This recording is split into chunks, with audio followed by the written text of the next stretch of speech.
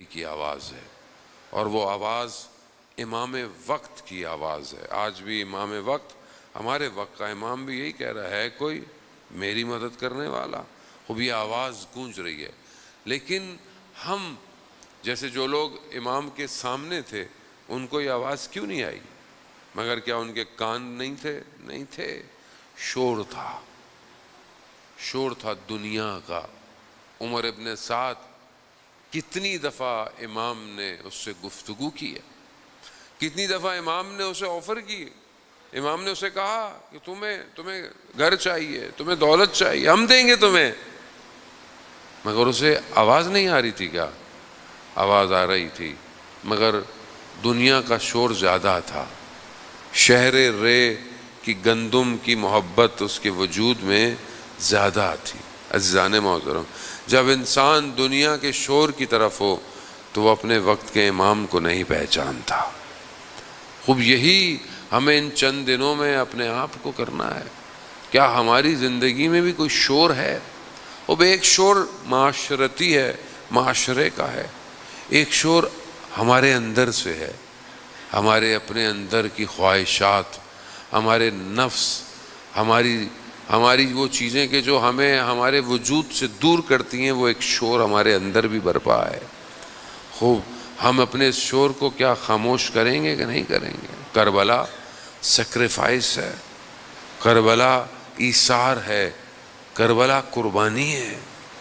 کیا میں کچھ قربان کرنے کو تیار ہوں کہ نہیں ہوں؟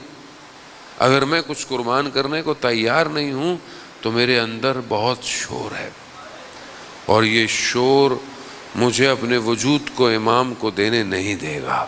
عزیزان، آیت اللہ تقی بافقی رضوان اللہ تعالیٰ علیہ، کل بھی میں مجلس کہیں پڑھ رہا تھا، میں نے یہ واقعہ بیان کیا کہ وہ زمین کے راستے سے نجف سے ایران جا رہے تھے، سردیوں کے ایام تھے، ایلام کی پہاڑوں پہ برف تھی، رات ہو گئی، کہیں نہ کہیں رات گزارنی تھی، تو ایک قہوے خانے میں گئے، چائے جہاں ملتی تھی، تو وہاں دیکھا تو وہاں اوباش بیٹھے ہوئے ہیں، شور شرابہ ہے۔ وہ جگہ ان کو مناسب نہیں لگی، لیکن کوئی جگہ تھی نہیں، تو انہوں نے دیکھا کہ باہر درخت کے نیچے ایک نورانی شخصیت بیٹھی ہوئی ہے، اور انہوں نے کہا کہ تقی، یہ جگہ تمہارے بیٹھنے کی نہیں ہے، تم ہمارے پاس آ جاؤ۔ کہا میں ان کے پاس چلا گیا، باہر برف گرتی رہی، مگر اس درخت کے نیچے مجھے ساری رات کوئی سردی نہیں لگی۔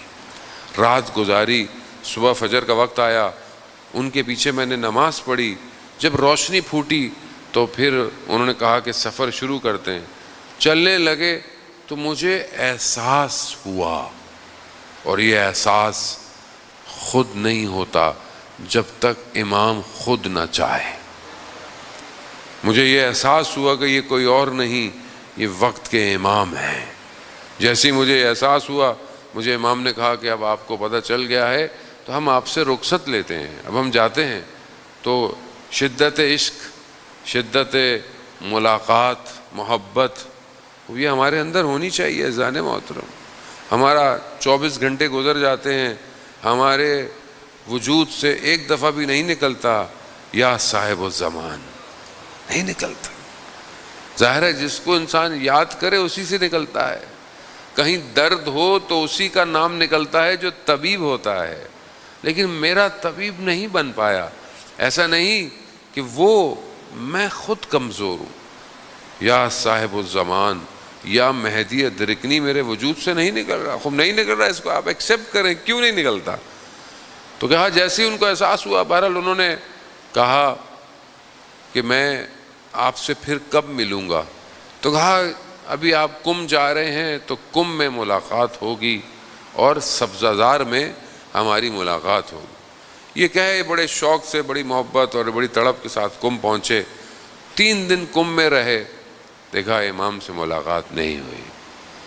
کم سے نکلے، جیسے ہی سبزہ زار پہنچے، یہ بھی سوچ میں تھے کہ امام سے ملاقات ہوگی، تو دیکھا امام نے جو ہے وہ کاندھے پر ہاتھ رکھا اور کہا کہ مولا، پہلی چیز کیا کہی؟